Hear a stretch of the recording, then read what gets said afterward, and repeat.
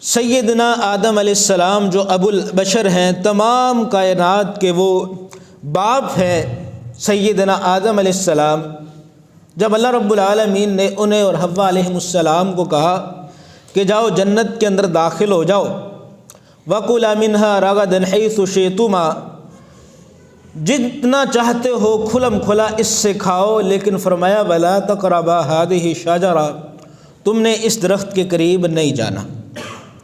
اللہ فرماتے فَأَزَلَّهُمَا الشَّيْطَانُ عَنْهَا، تو شیطان نے پھسلا دیا اور ان سے جو ہے وہ اللہ رب العالمین کو حکم کی جو ہے وہ غلطی ہو گئی، نافرمانی ہو گئی۔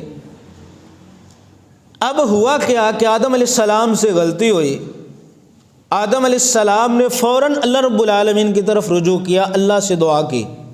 اللہ فرماتے فَتَلَقَّىٰ آدَمُ مِن رَبِّهِ كَلِمَاتٍ فَتَابَ عَلَيْهِ، آدم علیہ السلام نے اپنے رب سے کچھ کلمات سیکھے اور ان کلمات کے ذریعے اللہ رب العالمین سے توبہ کی۔ فتاب علیہ، اللہ رب العالمین نے ان کی توبہ قبول کی۔